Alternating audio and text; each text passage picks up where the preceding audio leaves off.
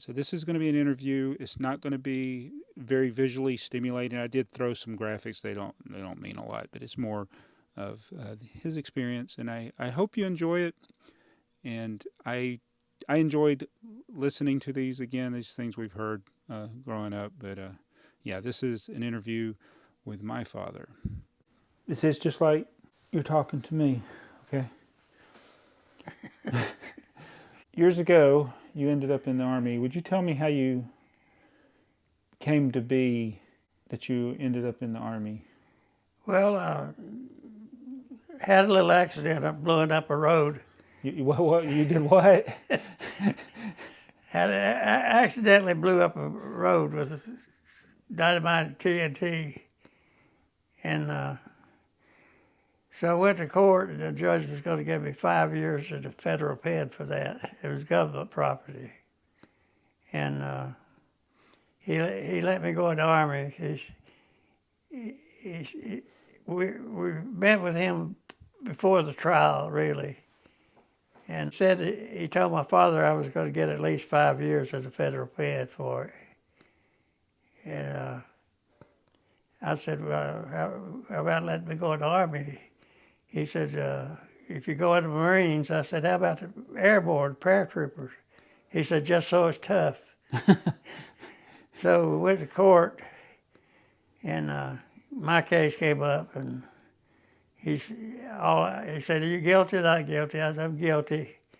And he said, this boy's in the service. I'm going to give him a 5-year suspended sentence, and if he goes in the military. So that's how I ended up in the military. But how do you accidentally blow up a road? Is the question.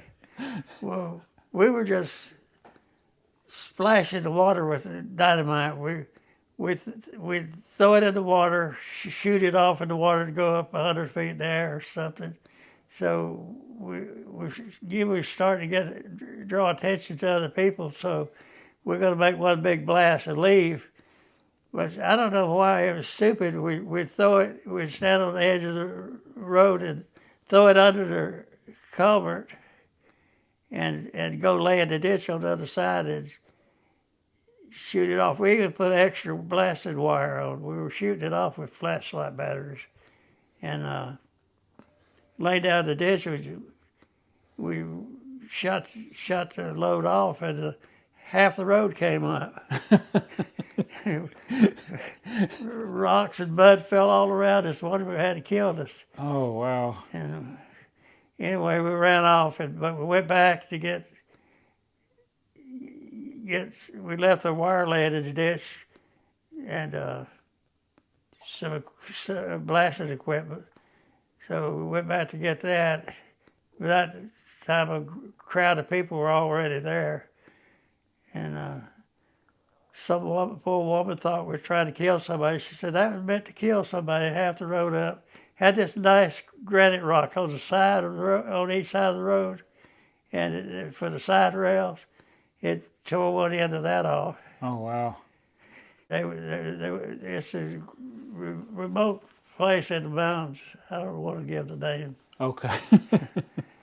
Anyway, they wanted to know about calling the law. I said, well, we don't have any law here. Go call the Forest Service, since it's government properties. So they did. And the guy I'm with, my partner in crime, his father worked at the Forest Service. And he's the one who drove up. We both ran when we saw him come. Oh, no. And but we went separate ways. Somehow, I guess his daddy figured out who it was, so he called him. He went out of the woods to his father, and I got a gang of their explorers, or teenage boys and stuff. They're chasing me. I had to go across this narrow footlocker bridge going across the stream. And so they had to get single file behind me. When I got about halfway across the bridge, I started running up through the woods. So I got away from them. And me and my buddy had a special call. We'd call each other in the woods. and he called, and I wouldn't go out. About 3 days later, I was going to go back to. I waited for him on the hill with my rifle because I knew they were going to come looking for me, and they didn't come. So I got bored waiting for him. So I went and packed my bags. I had been working in Detroit. I was going to go back to Detroit, and this car stopped. I thought it was just tourists going to ask me a question about. I'm walking to the bus station, and what it was, the FBI and a marshal. Oh, wow. And they had my buddy in the back seat. He had brought him to my house. Wow. And we went to Cleveland, Georgia. They let him out. His father met him in Cleveland, let him out, and they took me to jail. And I stayed in jail a few days. It was interesting. Somebody came in to talk to me. I wouldn't talk to him. And the old man said, "Son, that's a doctor. You need to talk to him." It was a psychiatrist. So I started talking. He said, "Ain't nothing wrong with that boy." I did some fast talking, but I found he was a doctor trying to see if I was sane or insane. Yeah. And Were you a teenager? Yeah, I don't think I turned 18 yet. I was 17. Yeah. I turned 18 by the time I got in the Army. Okay. So once you went into Army, so you were a paratrooper. Where were you stationed out of? Well, I took basic training at Fort Jackson, South Carolina. And then I went from there to I was supposed to go to Benton, Fort Benton, for jump school. They had like a 250-foot towers and stuff like that. That had wind damage. So I went to Fort Bragg, North Carolina. Then start training troops there. And all they had there was like a 34-foot tower. You jump out and ride cables down. Mm-hmm. It's like jumping out the door of the airplane and you ride cables down then. And had you been in an airplane before you went into doing this? Actually, no. Okay. I've never been in an airplane. So that was interesting because went to jump school. You have to do 5 qualifying jumps. And one day what happened, the weather was too bad, the wind picked up or something, we couldn't jump. We had to come back and land. I'd never had landed in an airplane. I'd jumped out of one, but never had landed in one. So your first time you were ever in an airplane, it was for a jump. And then the first time you landed is when you couldn't jump. I'd made I don't remember what jump it was. We'd already made 2 or 3 jumps. Yeah. And one day it went through the motions, but it was too windy and we didn't jump. So we had to come back and land. So I was looking forward to see what a landing was like. Were you nervous? Yeah. Yeah. So you did that, and then I guess you went overseas too some when you were in... Well, that other story I told you about that company commander, he started promoting me real fast after. Wait, tell about your promotion. How did you get promoted? Tell that whole story about... The guy that messed up everything? Yeah. Yeah, we were getting ready for Saturday inspection, and Friday night, I'd stay in the barracks and get everything I'd ordered good on this Saturday inspection. There's 6 of us in the barracks doing the same thing, spit shining our boots. In fact, paratroopers, they've been called overpaid shoe shine boys. We spit shine our boots so much. Yeah. And but anyway, we had an assistant platoon sergeant nobody liked, and he got ready for inspection, and he went out on the town, and one of the guys in the barracks, my platoon, came in and he was drunk, and he went into the assistant platoon sergeant's room, tore it up, and dumped his clothes off the racks, and dumped his foot locker up on the floor, all his belongings out of it, and left. Then the platoon sergeant came back and wanted to know who did it. We wouldn't tell. We weren't going to rat on or one of our friends. And so he got the charge of quarters, the CQ they call it. He come down, we wouldn't tell him. He called the officer of the day in. I don't know why they called the officer of the day, because it was night. The officer of the day Instead at of calling night. the officer of the night. But he was in charge of the guard duties and all that stuff. And we didn't tell him, so it's getting late at night. So the commander got called in, and he was a guard too. So he had all 6 of us standing at attention in the orderly room. It became a disorderly room that night for me. But he'd ask each person, he'd come in front of each person, asked him. He got in front of me, I'm about in the middle, and he asked me, he didn't like me for some reason ever since I'd been in that company. Because other things had happened. But I'm supposed to keep a good record too. Because of the bridge?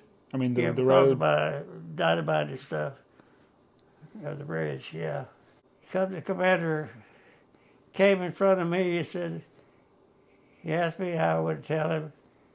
He said, I could make you talk, just me and you out on night patrol in the crickets.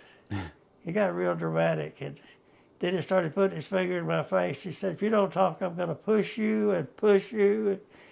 And I just looked at him, I said, I've been pushed before, sir.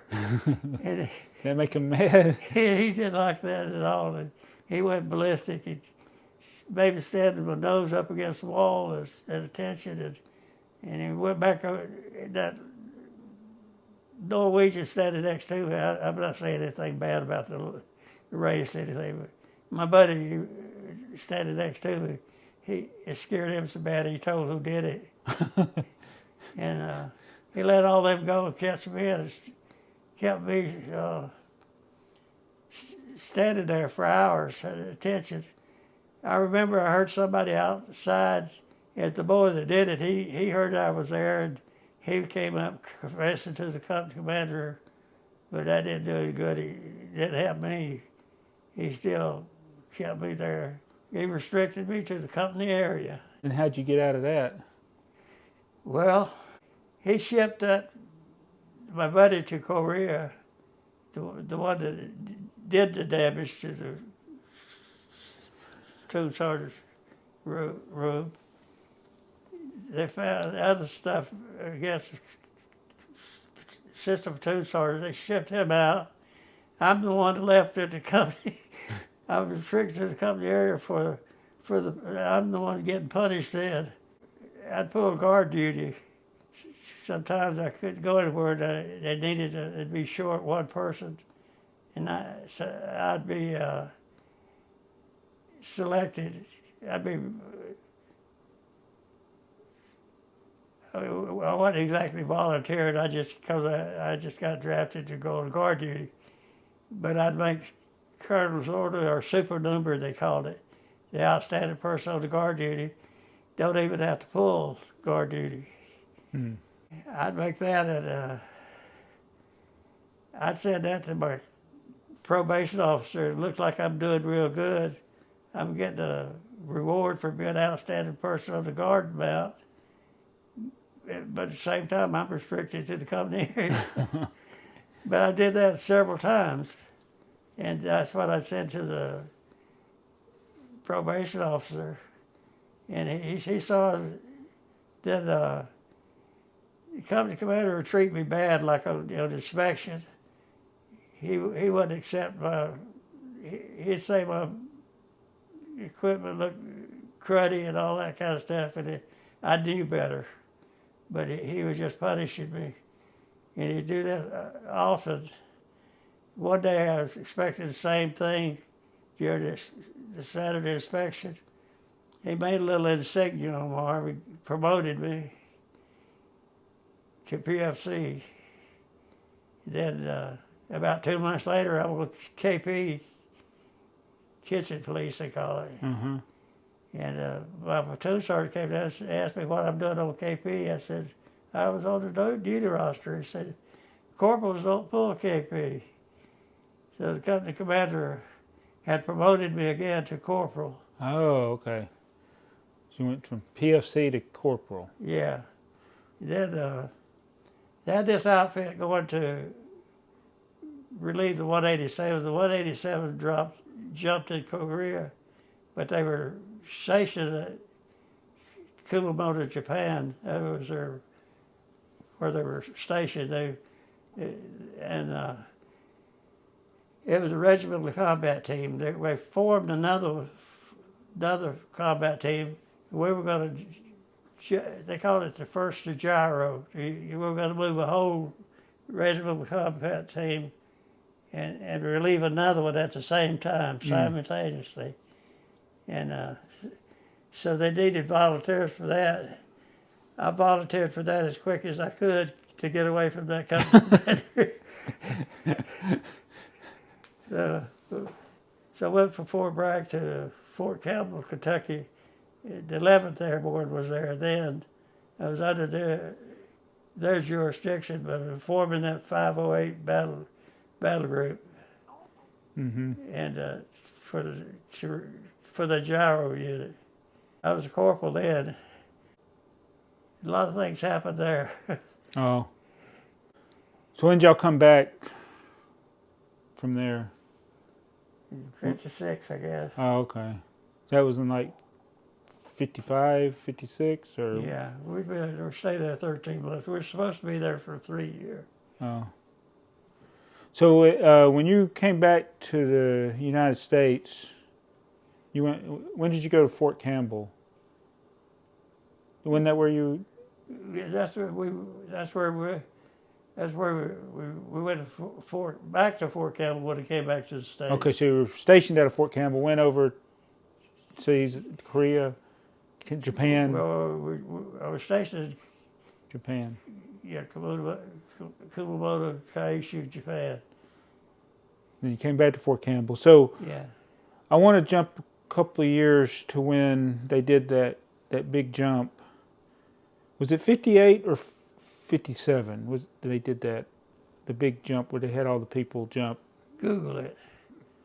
1958. Yeah, I knew it was in spring because Westwater called it Blackberry Winter. He was trying to make excuses for it. Was it cold or was it just It was just windy? windy. It's very windy. Yeah. So why were they jumping? It was a bunch. It was a big operation. We'd have that every now and then. Sometimes it'd be a division test, but this time we have people from Washington to Washington. We flew from different parts of the country to Fort Campbell. Okay. And my group flew from Fort Sheridan, Illinois to Fort Campbell. All right. And y'all knew it was windy? Yeah, the air was rough and people were throwing up. Oh. Anyway, I told the guy next to me, that's all in your mind. And he threw up and then I threw up. You threw up? I think I did. I can't believe that. You never get sick. I know it. But when somebody gets sick next to you, Yeah. throw it up in the bag. Yeah. The thing is, we had to take they had a thing about us. If you use one of those barf bags, you had to take it with you when we went out. Oh, so if you threw up, you got to take your throw up with you? Yeah. So y'all didn't think they were going to give the we signal? didn't think we was going to jump. And we had to go through the motion, standing up, checking each other's equipment, and hooking up. We have a static line we hook up to. And somebody goes and stands at the door ready to jump. We got a little red and green light at the edge of the door. When that red turns to green, you go. And you have a jump master who tell you where to go. And they put white smoke on the drop zone if it's clear to jump. Somebody said white smoke on the drop zone. Oh no. And we didn't think we were going to go. It was, next thing you know, green light, and we're going. And you hit the ground. Does it not take long to hit the ground? No, we were jumping like from 2,500 feet. It's according to where you are in the flight, because they fly at different altitudes. Yeah.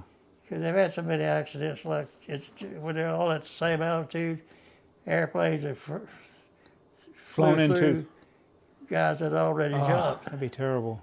So you hit the ground, and what happened? You do what you call a PLF, a parachute landing fall. You do a little roll, and you can get right back up, and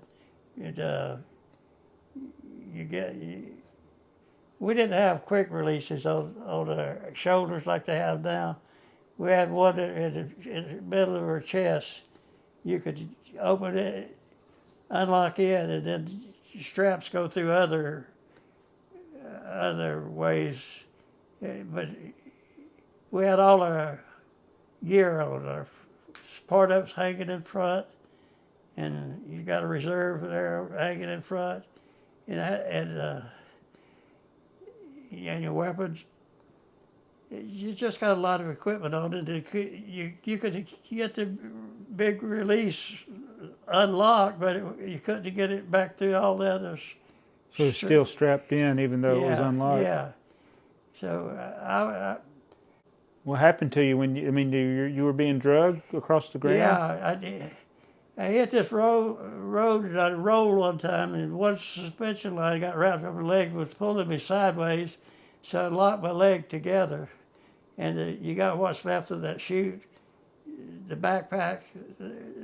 So it had a little. I was being drugged pretty fast, and I was trying to stay on my back. I couldn't get up.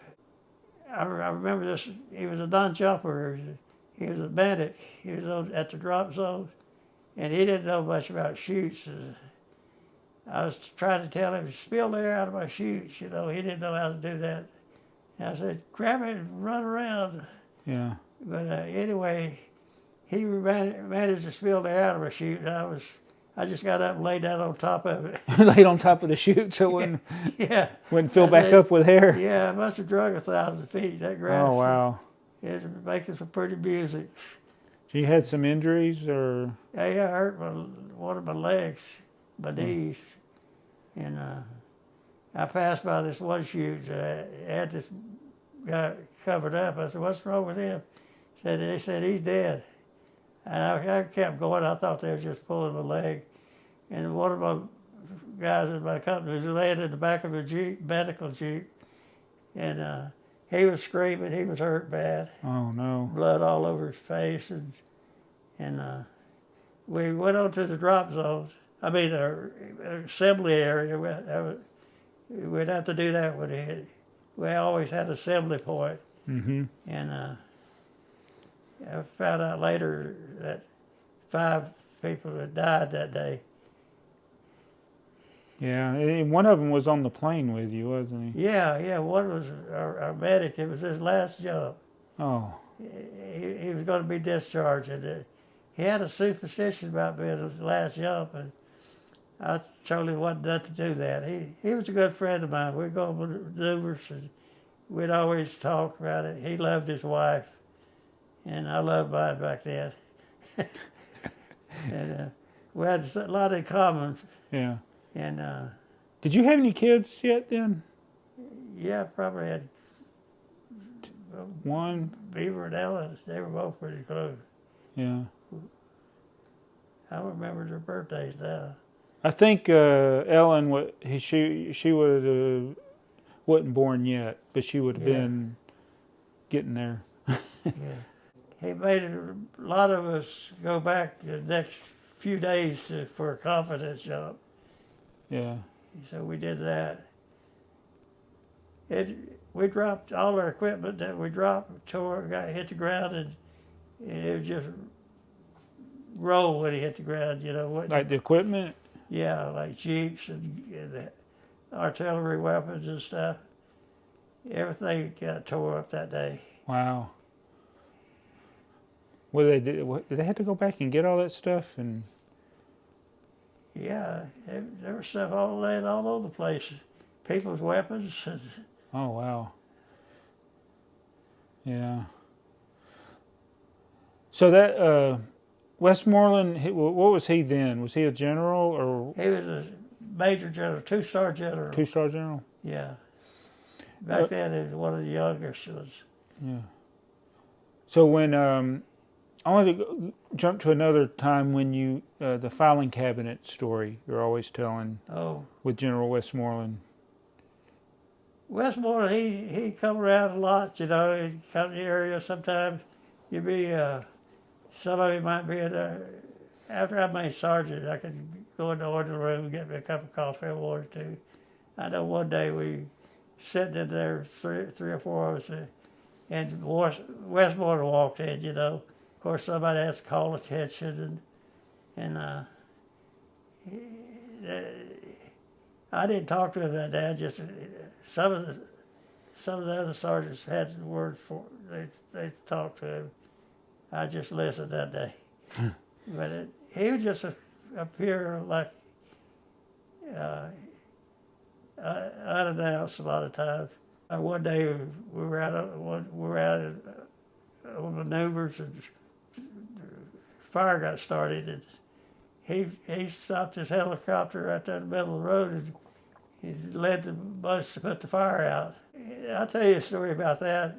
When I was before I went in the Army, I got the opportunity to help fight fires for the Forest Service. Uh-huh. 85 cents an hour they'd pay us. And I knew how to do it at Fort Bragg. Fort Bragg. We're out and the woods were burning, and I told my platoon sergeant I know how to stop that. And he let me lead the company. We started a fire line, set a backfire to stop the fire. One of the officers commanding my platoon sergeant commended him how good a job he did. He didn't tell him that. It was your idea. Yeah, he took all the credit for that, getting that fire out. That's the way it goes. Yeah. Yeah. But anyway, I lost my point of thought now. Oh, it's okay. I wanted you to tell when they were doing the inspection, or Westmoreland was looking at things. Yeah, that's called the IG inspection. Yeah. Yeah. At that time I'd gone to helicopter maintenance school. I was working on helicopters then, and had a flight line, and we had a little shack out there on the flight lines, and we'd redone it. That's another story, rebuilding it so we could have a place to take breaks and stuff. Anyway, I had to keep it open for the IG inspections. Uh-huh. And I had a file cabinet there. I order parts and stuff, and I keep a record, and I put it in that file cabinet. We had a big pop-bellied heater in there, which that's another story. Everything's a story. Yeah. He said, "This is the warmest place I've been in today." Westmoreland was standing there looking at my file cabinet. I was going to tell him what it's used for. I said, "That's a file cabinet, sir." And that's as far as I got. That's all you said. As if he wouldn't know. Yeah, he didn't say nothing back to me other.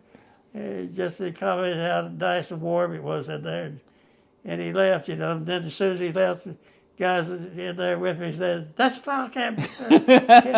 Kept repeating what I said. They were joking, laughing at you. But I didn't feel real bad because he went over to the motor pool to inspect the motor pool, and this young driver standing by his Jeep, and he said, "Who made that Jeep, soldier?" And he said, "U.S. Army, sir." Well, he bent over and whispered in his ear and said, "Willis." Willis. Yeah, he never made you feel bad if you answered something wrong. Yeah. But Yeah, let me tell you a story about that pot-bellied heater just since it got brought up. Okay. You know, we're doing helicopter maintenance and stuff. We get parts, and it's always packed in real nice plywood. And one of my buddies lived off post, and there was a pond by his house. He wanted a boat, so we were building the boat, and kind of keeping it a secret. You know, we some of the parts we'd go ahead and get them out of the crates, and we'd use that nice plywood to build a boat. And looked out the window and saw the company commander coming down through there. And I didn't want him to see what we were doing, so I ran out and reported to him and talked to him for a minute. And he walked on off, and he stopped for a minute and said, "By the way, how's your boat coming along?" Your boat. I thought we had that real hid pretty good. Oh, when we were redoing that little bit shack, we spent all that time painting it inside, and that pot-bellied heater, I had a can that still had a little paint in it. I was going to throw it in the heater and let it burn. It caught on fire, and then I dropped it in the floor, and it spread out on the floor, and it was flames everywhere. And we had these big fire extinguishers out by the helicopters on the flight line. We ran out, got them, started putting the fire out, got the fire out. And it just happened that the day they were taking the fire extinguishers to get them recharged. And so the Jeep came down and picked up our fire extinguishers. So you're experienced in putting fires out. I thought that we had that covered up pretty good too. Oh. So we had every evening at quitting time, we had to go to the orderly room, which is not far up the road there, and the company dismisses us all at the same time. And I thought it had that fire pretty well hidden. And my sergeant major, he's sergeant major. Anyway, he standing in front of me and said, looked at me. I don't know why he called me Smiley, but he called me Smiley. I don't know if it's because I didn't smile or did smile. I never figured that out, but he said, "Did you get your fire out, Smiley?" Oh, no. How did he know? I don't know. I guess because they asked him about the fire extinguishers. Still had ice all over the outside. Yeah. When they got to recharge. Yeah. Why would he call me Smiley? Usually they call you something because you're the opposite. Yeah. Yeah. That's all I could figure. I didn't smile that much. I worked on his helicopters too. Who, Westmoreland's? Yeah. And he survived. You did the maintenance on him? Yeah. I got proficient in the H-34 helicopter, but then the Hueys came out, the HE-1As. Got to go to school all over again. I could do like third echelon work on the H-34, but the HE-1As, I had a emergency repair team, but I could only do like second echelon work. Mm-hmm. And one of my buddies, he was a crew chief on one of them. We were out on maneuvers, and he was telling me they had to be flying along and have a vibration. And I got up on the transmission deck with him, and you could hear something loose in there. I said, we need to get I wasn't authorized to take that boot off. So I said, let's get the tech inspector to look at it. He did, but he wouldn't take the boot off. And then we had a crackpot test pilot. He took it up and threw it in all kind of maneuvers. There wasn't nothing wrong with it. And after the maneuvers, they were dropping skydivers in the same helicopter. The skydivers jumped out, and then the thing just went to pieces in the air. It fell apart? What do you mean, went to pieces?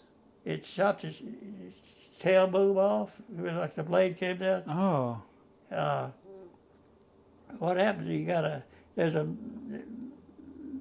main mast nut there. That had backed off. You got rotated controls going to, got stationary controls going to rotated controls. That's all that main mast nut's holding all that down. When that nut came loose, that swash plate went up. So therefore each blade started angling. yeah, Like changed pitch in each yeah. blade, Mm-hmm. and then it caused it to chop its own tail boom off. So then he lost control. It hit the ground and exploded. How many people were on it? 3, killed the pilot, co-pilot, and the crew chief. Oh, And I felt bad about that. yeah. But after that, they allowed the second. Anyway, my team could take that moving off an inspection. They grounded everything for a while. Then we started like a 15-hour inspection. Mm-hmm. They had a little, it's like a castle nut, and a little metal tab would bend down to, as a safety, to keep it from backing off. Well, that little metal tab would break off. Mm. That's what happened to the one that crashed. Oh. So they had to change how those were connected to keep them from breaking off, or? Yeah, they got a reinforcement some way. I don't remember now exactly what it was, but we would inspect it every 15 hours to see if it. The whole time you were a paratrooper, you never actually flew an airplane, correct? Were you ever a pilot in the Army? I wasn't a pilot, but when I was working on H-34s. The helicopters? Yeah. We had to go, like, our maintenance officer, he was a pilot, and he'd require us to go fly with him on the test flight. So he let me, I went up with him one day and he let me fly the helicopter. But I mean, I wasn't a pilot. Yeah, yeah. So you didn't become a pilot till later. Yeah, I was a civilian life. Yeah. When they take a fleet of helicopters someplace, they take their best pilot, their best mechanic with them, and the fleet of helicopters going like from Fort Campbell to, I don't know, someplace, Fort Bragg or something, and the best mechanic would go along.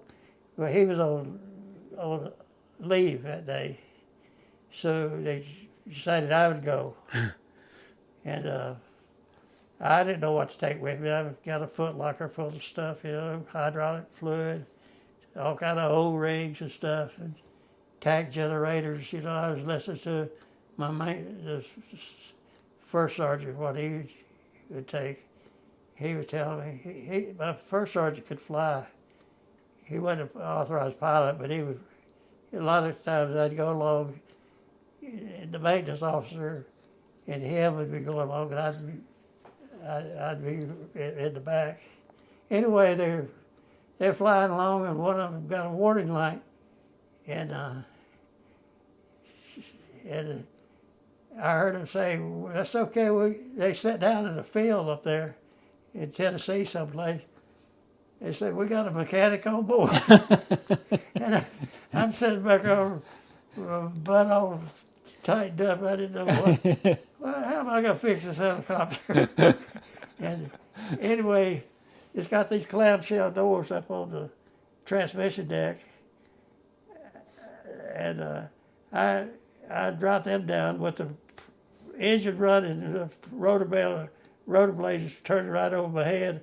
I saw on the side of the transmission where the oil was coming out, hydraulic oil. It's called a little thing called a snubbered restrictor. I took it off, and it was a bad O-ring. I had happen to have O-rings? Had a foot locker full of stuff, and I fixed that thing in just a few minutes, and I had to more hydraulic fluid in the car, in the box, in the plane, and they ran it up. The warning light was gone, so everything was okay. So they thought I was a good mechanic then. You just fortunate it was something you were able to see and fix. Yeah, we had an operation going at Fort brag, and one of the guys you got the push-pull rods. The crew chief, he was concerned about how much play he had in it and all that stuff. And so the maintenance officer came to me and said, "What do you think?"